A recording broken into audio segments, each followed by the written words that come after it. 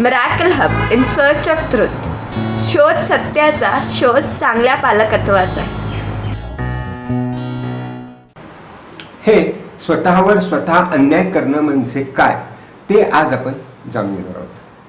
स्वतःवर स्वतः अन्याय करतो म्हणजे आपण नेमकं काय करतो तर बघा, स्वतःवर अन्याय करणं म्हणजे स्वतःच्या आकांक्षा, अपेक्षा यांचं नियोजन करत असताना स्वतःची कार्यक्षमता, शारीरिक आणि मानसिक आरोग्य, तसेच आपल्यावर असलेल्या कौटुंबिक जबाबदाऱ्या, वैयक्तिक जबाबदारी आणि सामाजिक जबाबदारी यांचं समन्वय करता येणं गरजेचं आहे. जो संतुलन करायचं आहे, ते जे नियोजन करायचं आहे ते नीट न करता येणं, याला स्वतःवर अन्याय करणं असं म्हणावं लागेल.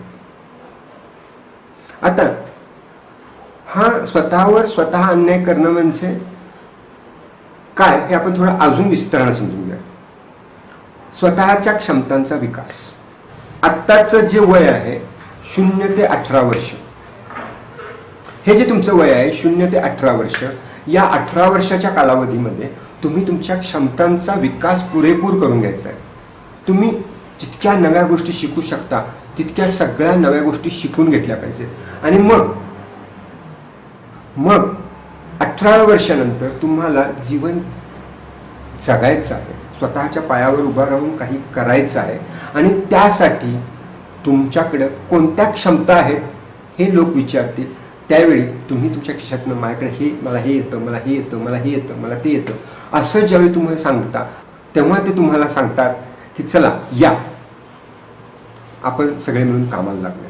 म्हणजे आपण ज्या क्षमता विकसित करणार आहोत त्या क्षमतांच्या आधारे आपल्याला समाजामध्ये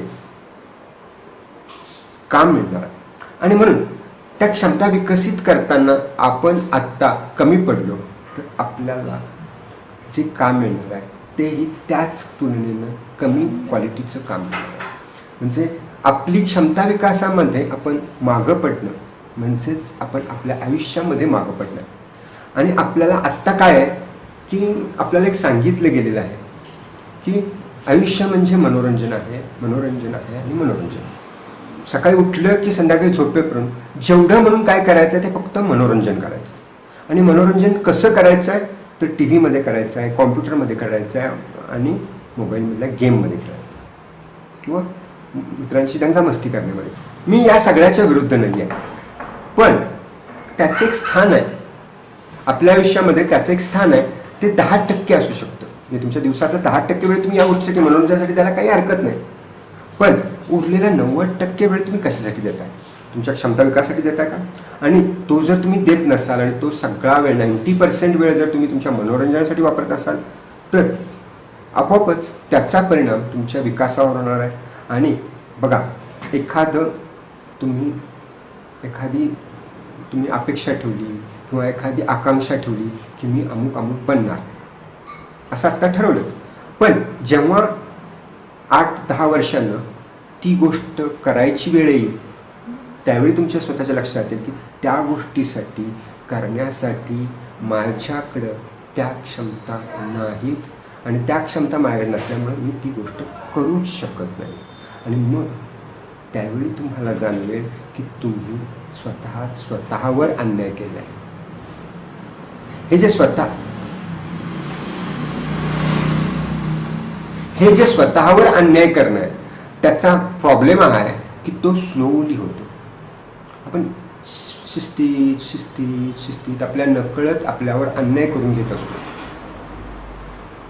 आपण मनोरंजनाला प्राधान्य दिल्यामुळं, आपण आपल्या क्षमता विकासाकडे दुर्लक्ष केल्यामुळं आपण केलेला टाइमपास हा आपल्याला पुढच्या आयुष्यामध्ये घातक ठरतो.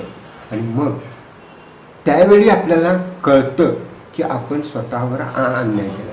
आणि मग तो अन्याय त्यावेळी दुरुस्त करणं प्रत्येकाला शक्य होईलच असं नाही. तेव्हा ही जी काही आपल्याकडे अवेलेबल आहेत 8-10 वर्ष, 18 वर्ष पूर्ण होण्यापर्यंतची जी काही वर्ष आहेत त्या वर्षाचा वापर करून आपण आपल्या क्षमता विकास करूया. आणि हा क्षमता विकास करत असताना आपल्याला आपलं शारीरिक आरोग्य आणि मानसिक आरोग्य ते महत्त्वाचं आहे. शारीरिक आरोग्यामध्ये फिजिकली फिट असणं म्हणजे तुम्हाला एक 5 मिनटं पळायला सांगितलं ग्राउंडवरती, एक 2-3 राऊंड ग्राउंडमध्ये मारायला सांगितलं, तर तुम्ही असं तुमची दमछाक न होता तुम्ही ते करता आलं पाहिजे. आणि तसं जर होत असेल तर समजून घ्या की तुम्ही फिजिकली फिट नाही. आणि रोज तुमच्या घराजवळ किंवा तुमच्या शाळेमध्ये जे ग्राउंड असेल त्या ग्राउंडवरती रोज एक 10 राऊंड तरी तुम्ही मारायला पाहिजे. एक 10 सूर्यनमस्कार घालायला पाहिजेत. एक 20 मिनटं तुम्ही फिजिकल एक्सरसाइज करायला पाहिजे. तुम्ही एक अर्धा तास तरी तुमच्या मित्रांच्या बरोबर कबड्डी खेळायला पाहिजे, हुतुतू खेळायला पाहिजे, बास्केटबॉल खेळायला पाहिजे, फुटबॉल खेळायला पाहिजे, ज्याच्यामधून तुम्ही पळापळ होईल, ज्याच्यामध्ये भरपूर पळावं लागेल, भरपूर घाम गळेल आणि त्याच्यामुळं तुमची जी काही फिजिकल शारीरिक आरोग्य आहे ते आपोआप मजबूत होणार आहे. म्हणजे बघा, तुम्ही खेळणार आहात आणि खेळण्यातनं शारीरिक आरोग्य, तर हे फक्त रोज करता की नाही ते बघा. ओके, या टी व्ही आणि ह्याच्या नादामध्ये आपण बाहेरचं खेळणंच बंद केलेलं आहे आणि आपण खुर्चीत एका बसून असतो पुरा वेळ. आणि त्याच्यामुळं आपल्या शारीरिक ज्या क्षमता आहेत, त्या फिजिकल जो फिटनेस आहे तो कमी पडतो. आणि मग चॅलेंज स्वीकारून ज्यावेळी काम करायचं आहे त्यावेळी आपण जर शारीरिकदृष्ट्याच कमकुवत असू तर ते जे काय आव्हान आहे, ते काय चॅलेंज आपल्याला घ्यायचं आहे, ते आपण घेताना आपण कमी पडू. आणि हे कमी पडणं म्हणजे पुन्हा स्वतःवर अन्याय करणं आहे. बघा, शारीरिकदृष्ट्या स्वतःची क्षमता विकसित न करणं, शारीरिकदृष्ट्या स्वतःला फिट न करणं, हे स्वतःवर अन्याय करणं आहे. आता मानसिक आरोग्य म्हणजे काय? आपण विचार कसे करतो, आपण आपलं वागतो कसे, आपण बोलतो कसे, हे सगळं जे आहे ते ज्या आपल्या भावविश्वावर अवलंबून आहे, आपल्या विचार करणाऱ्या पद्धतीवर अवलंबून आहे, त्याच्यातून आपलं मानसिक आरोग्य ठरतं. आपण जर आपल्या आयुष्यामध्ये अपयश आलं, आपल्या हातून चूक झाली, तर त्याची जर जबाबदारी आपण दुसऱ्यावर टाकत असू, ती जबाबदारी आपण तपासत नाही आहे की ही माझी चूक आहे, मीच ते काम ज्या पद्धतीने अचूकतेने करायला पाहिजे त्याच्या संदर्भातली माहिती गोळा केली नाही, मी इतरांच्यावर विश्वास ठेवला आणि त्याच्यामुळं माझं नुकसान झालं आहे, ही जेव्हा आपण जबाबदारी घ्यायला नाकारत असतो तेव्हा आपण आपल्या मानसिक आरोग्याला हानिकारक अशा गोष्टी करत असतो. आणि मग ही जी मानसिक हानी आहे ही पुन्हा दिसत नाही. आपली तक्रारखोर स्वभाव, आपला चिडचिडा स्वभाव, लोकांना समजून नाही घ्यायचं, लोकांचा अपमान करायचा, लोकांना हीन लेखायचं, लोकांनी जर चांगले सल्ले दिले तर ते आपण अजिबात ऐकायचे नाहीत, उलट त्यांना प्रत्युत्तर करायचं, त्यांच्याशी वाद घालायचा, आपण म्हणतो तेच कसं बरोबर आहे हे त्यांना सांगत बसायचं, चिडचिड करायची, आदळापट करायची, त्या सिच्युएशनमधनं पळून निघून जायचं. असं जेव्हा आपण करतो त्यावेळी आपण आपल्या मानसिक आरोग्यामध्ये कमी पडत असतो, आपण काहीतरी आपल्याकडून चूक करत असतो आणि आपण एक प्रकारे सत्याला सामोरी जायला तयार होतो. आपण सत्याला सामोरी जात नसल्यामुळं, असत्याचा पाठपुरावा करत असल्यामुळं एक प्रकारे आपण मानसिकदृष्ट्या स्वतःवर अन्याय करत असतो. हा अन्याय घातक आहे, आपलं नुकसान करणार आहे. कारण आपलं व्यक्तिमत्वच जे मनमोकळं असायला पाहिजे, जे सगळ्यांशी संवाद करणारं असायला हवं. कुणी आपल्याला सल्ला दिला, सूचना दिला तर त्या लगेच आपण अँटिसिपेट करून त्या सूचना समजून घेऊन त्यांच्यावरती काम करायला तयार असलं पाहिजे. त्यानंतर आपण जे काम करतोय ते व्यवस्थित अचूकतेनं आपण करण्यासाठी आपण प्रयत्न करायला पाहिजे. तिथं ते काम करत असताना असंख्य समस्या येऊ शकतात, त्या समस्यांना आपण सामोरी जाणं, त्या सोडवणं, याच्यामध्येच आपलं क्षमता विकास होणार आहे, आपलं स्किल डेव्हलप होणार आहे. आणि त्याला कसे सामोरी जातो याच्यातच आपलं मानसिक आरोग्य डेव्हलप होणार आहे. ही जाणीव आपल्यात जर असेल तर मग आपण काम व्यवस्थित करू, आपलं मानसिक आरोग्य आपण व्यवस्थित सांभाळतोय असं होईल. बघा, तपासा यामध्ये तुम्ही कितपत यशस्वी आहात, किती प्रॉब्लेम आहेत, किती चुकीचं वागताय, किती बरोबर वागताय, हे तपासा.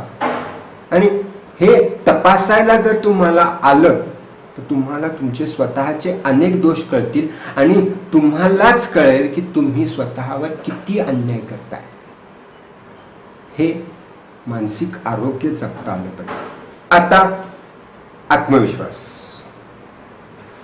आपण कोणतंही काम धडाडीनं करायचं असेल तर आपल्याकडे आत्मविश्वास ठासून भरलेला असला पाहिजे. तसा तो आत्मविश्वास असला की मग काम करताना आपल्याला खात्री असते की आपण हे काम यशस्वी करणार आहोत. सुरुवातीलाच आपल्याला ती खात्री असते. आणि जेव्हा सुरुवातीला आपल्याकडे ही धडाडी जी असते की मी हे काम करू शकतो आणि मी हे करू शकणार आहे, तर तेव्हा ते काम आणखी चांगलं होतं. आणि मग हा जो आत्मविश्वास आहे, हा आत्मविश्वास विकत कुठे मिळतो? कुठेच मिळत. आपल्या अवतीभोवतीची जी लोक आहेत, म्हणजे कुटुंबीय असतात, तर या सगळ्यांना या आत्मविश्वासाला कसं बिल्ड करायचं असतं हे माहीतच नाही. आपल्या अवतीभोवतीच्या नातेवाईकांना हा आत्मविश्वास बिल्ड कसा करायचा माहीत नसतो. त्यांना वाटतं ते सल्ले देतात, पण ते खरं तर आपला आत्मविश्वास आपल्याकडून काढून घेतात. कितवीत गेलास? 6वीत का? आता ते 5वी सारखं नाही आहे बरं का, आता तुला जास्त अभ्यास करावा लागणार, आता काही खरं नाही, त्या गेल्या वर्षी करत होतास त्या सगळ्या टिवल्या बोल्या बंद कर.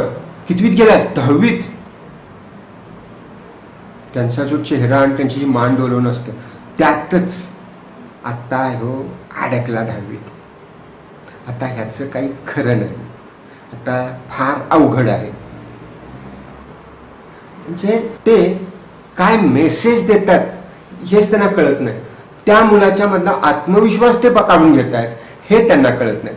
तेव्हा अशा लोकांच्या पासून लांबच राहा. तुम्ही जर 1 तास अभ्यास केलाय आणि अभ्यास करून तुम्ही उठल्यानंतर तुमची आई जर तुम्हाला म्हटली अभ्यास केलास का, आणि तुम्ही म्हटलं की केला नाही, 1 तास केला, आणि ती जर म्हटली 1 तास केल्याने काय होतंय, काही उपयोग नाही 1 तास केला, तू अभ्यास करतच नाहीस. मग हे जे तिचे डायलॉग आहेत यानं तुमचा आत्मविश्वास वाढला का? नाही वाढला. तर उलट तुमच्या मनात विचारतो, जर मी 1 तास अभ्यास करून जर का मला ओरडाच मिळणार असेल तर मी करतच नाही, नुसताच ओरडा खातो.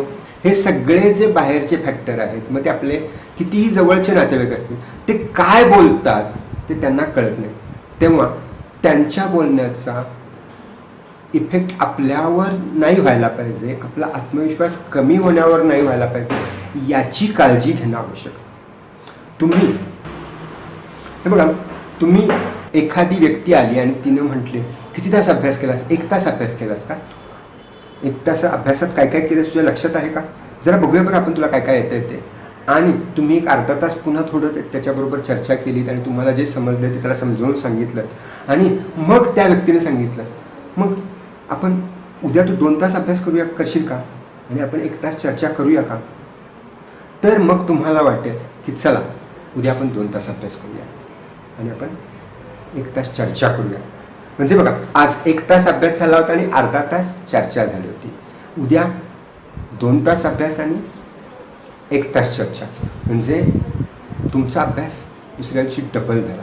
म्हणजे बघा, तुम्हाला ज्या पद्धतीने मोटिवेट केलं त्यामुळे तुमचा आत्मविश्वास वाढला आणि तुम्ही कामाला लागला. तर अशा व्यक्ती आपल्या अवतीभोवती असतीलच याची खात्री मी काही तुम्हाला देऊ शकत नाही. पण स्वतः मात्र स्वतःवर विश्वास ठेवायला शिकलं पाहिजे, स्वतःचा आत्मविश्वास बिल्ड केला पाहिजे. आज जर मी 1 तास अभ्यास केला तर उद्या मी 2 तास करणार, मी 2 तास केला तर मग मी 3 तास करणार.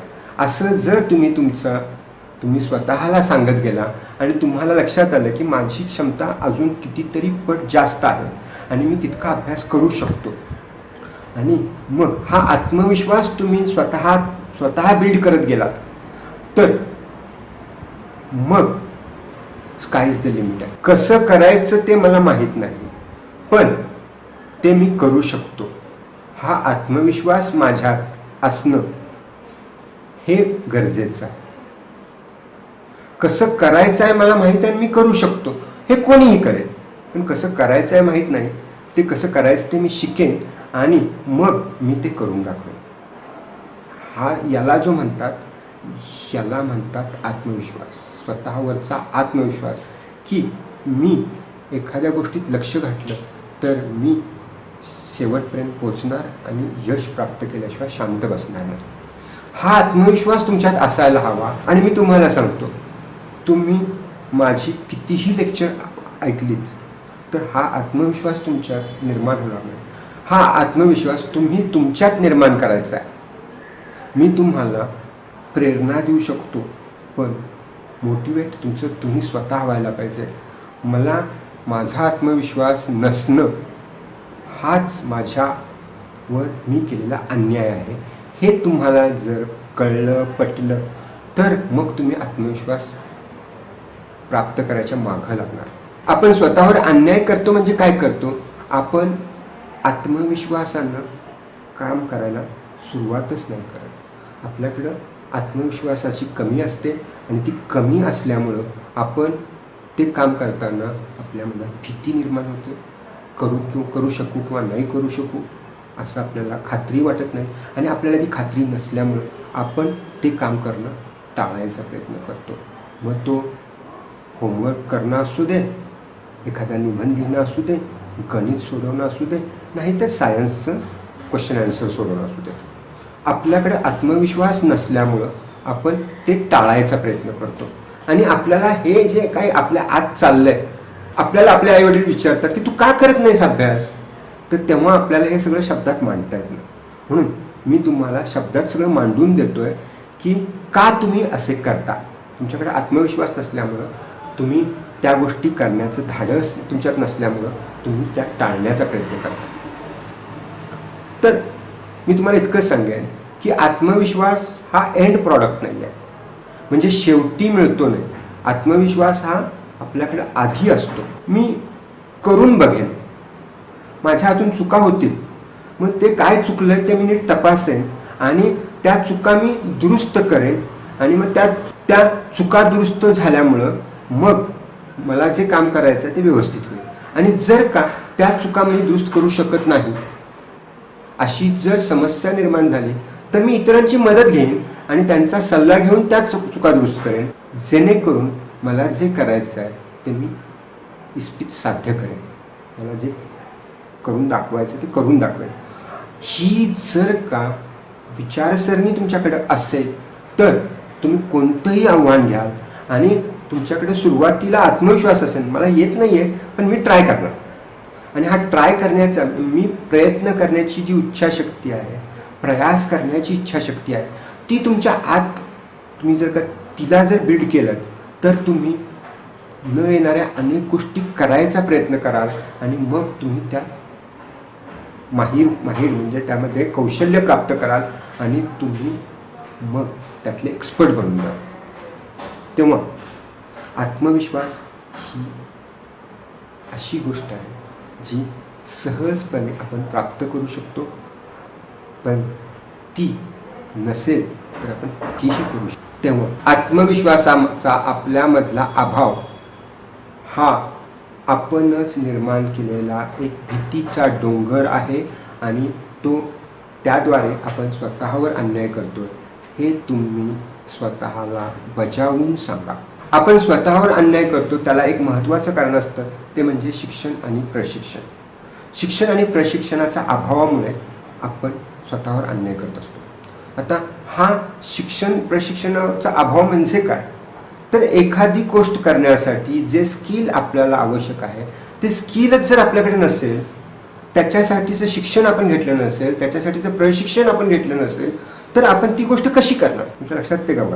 तुम्हाला सायकल चालवायला येते कारण तुम्ही ती चालवण्याचं स्किल, त्याचं शिक्षण आणि प्रशिक्षण घेतलेलं आहे. पण तुम्हाला रोलर चालवायला येतो का?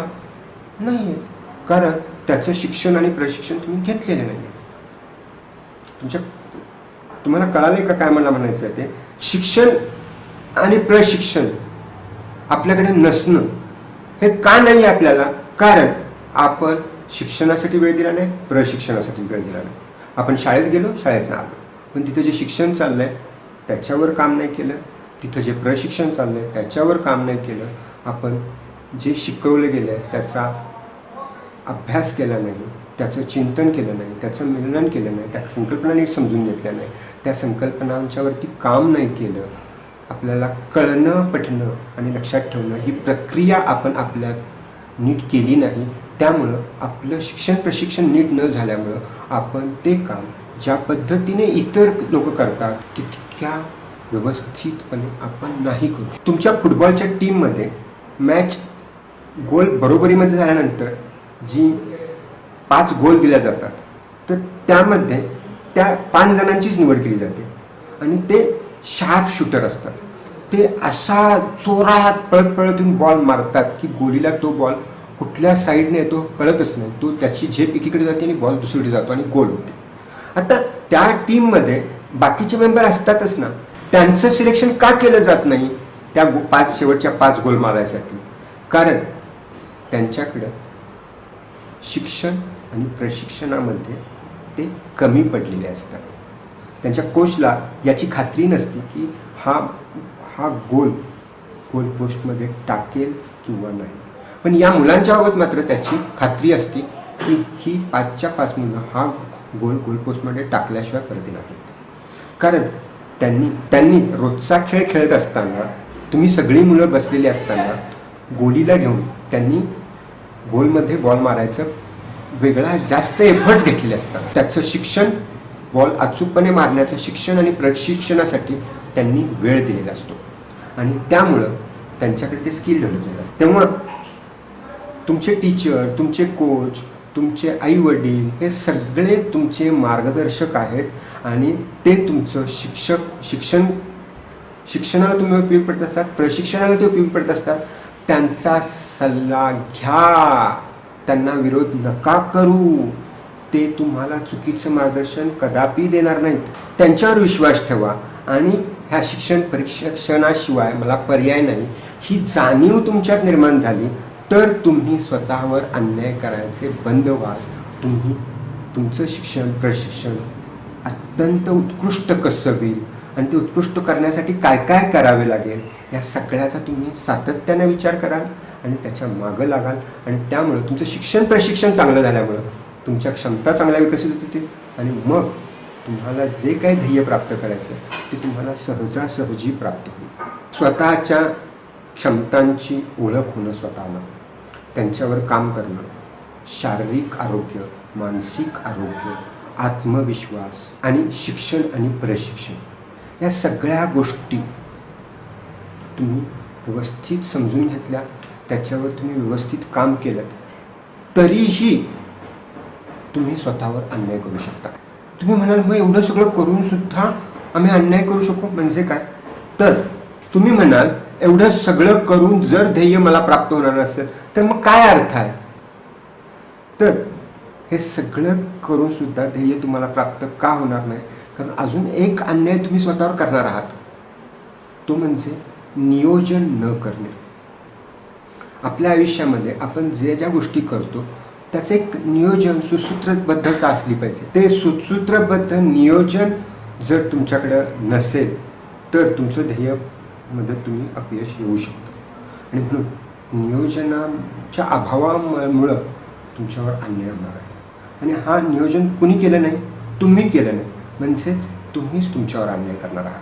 म्हणून नियोजनाला किंमत द्या. खूप वेळा माझ्याकडे मुलं येतात आणि ती मला म्हणतात की नियोजन केलं की नाही आम्ही अभ्यासाचं की त्या दिवशी अभ्यासच होत नाही. आणि ही जी काही एक सबब आहे की या सबबीच्या आधारे ते नियोजन करायच्या भानगडीत पडत नाही. तुम्ही जे नियोजन केलं होतं ते व्यवस्थित नव्हतं म्हणून ते अपयशी झालं. हे तुम्हाला जर कळालं तर तुम्ही अचूक नियोजनाकडे जा. कारण एक लक्षात ठेवा, जगामधली कोणतीही कंपनी घ्या, मित्सुबिशी असेल, सुझुकी असेल, मायक्रोसॉफ्ट असेल, ॲपल असेल किंवा भारतामधली टेल्को असेल, विप्रो असेल, कोणतीही कंपनी जर तुम्ही घेतलात तर तुमच्या लक्षात येईल की ते त्यांचं कामाचं नियोजन करतात. ते नियोजन पद्धतीने त्यांची फॅक्टरी निर्माण करतात. त्या फॅक्टरीमध्ये नियोजन पद्धतीने ते प्रोडक्शन करतात, सेलसाठीची योजना तयार करतात आणि ते सगळं नियोजन पद्धतीने सेल करतात. सेल केल्यानंतर जे प्रॉडक्ट तयार केलेलं आहे त्याच्यामध्ये काही डिफेक्ट आला तर तो दुरुस्त करण्यासाठीचं पण नियोजन ते करतात. सर्व्हिस सेंटर्स ठेवतात ते त्यासाठी, जेणेकरून जे कस्टमर आहेत त्यांना एंड प्रॉडक्ट उत्कृष्ट मिळेल, सेवा उत्कृष्ट मिळेल. आणि ह्या सगळ्याचं त्यांचं उत्कृष्ट नियोजन असल्यामुळंच मग आपण त्या कंपन्यांची प्रॉडक्ट्स विकत घेतो. आणि जर या सगळ्या कंपन्यांच्या यशाचं रहस्य नियोजनात असेल तर आपल्या जीवनामध्ये यशाचं रहस्य नियोजन नाही हे आपण मानणं हा मोठा धोका आहे, हा मोठा अन्याय आहे स्वतःवर. तेव्हा रोजच्या रोज दिवसाचं प्लॅनिंग, आज सकाळी काय करणार, दुपारी काय करणार, संध्याकाळी काय करणार, प्रत्येक तासाचं प्लॅनिंग तुम्ही करायला शिकलं पाहिजे. कोणता अभ्यास करायचा, कोणता अभ्यास कसा करायचा, कोणत्या वेळेला कोणता अभ्यास करायचा, कोणत्या टॉपिकला किती वेळ द्यायचा, कोणत्या टॉपिकला किती कमी वेळ द्यायचा, कोणता विषय आधी करायचा, कोणता विषय नंतर करायचा. जर का मला गणित करायची आहेत, तर ती मी कोणत्या वेळेला करायला पाहिजे दिवसातल्या, या सगळ्याबद्दलचं जे तुमचं नियोजन आहे ते नियोजन किती प्रामाणिकपणे आणि किती उत्कृष्ट पद्धतीने तुम्ही करता याच्यामध्ये तुमचा यश अवलंबून आहे. आणि म्हणून नियोजनाला आपण जे आपल्या आयुष्यात फारशी किंमत देत नाही आहे ते आपल्या अपयशाचं आपण स्वतःवर अन्याय करतोय. त्या सगळ्याचं जे कारण जे आहे ते आपलं अव्यवस्थित नियोजन हे आहे. तेव्हा हे सगळे मुद्दे म्हणजे पहिला जो आहे तो म्हणजे क्षमता विकास, शारीरिक आरोग्य, मानसिक आरोग्य, त्यानंतर आत्मविश्वास, त्यानंतर शिक्षण प्रशिक्षण आणि त्यानंतर जे आहे ते नियोजन. हे सगळे 6च्या 6 घटक यांच्यावर तुम्ही जर व्यवस्थित काम करू शकलात तर तुम्ही म्हणू शकता की मी माझ्यावर अन्याय करत नाही. आणि मला असं वाटतं की ही आजचं जे काय वर्कशॉप आपलं झालं आहे ते ऐकल्यानंतर तुम्हाला नक्की कळालं असेल की तुम्ही स्वतःवर किती अन्याय करत आला आजपर्यंत. तर माझी तुम्हाला विनंती आहे की ती जाणीव जर जागी झाली असेल तर आजपासून स्वतःवर अन्याय करणं पहिल्यांदा थांबवा आणि स्वतःची नवी ओळख निर्माण करा. मी कमीत कमी स्वतःवर तरी अन्याय करणार नाही.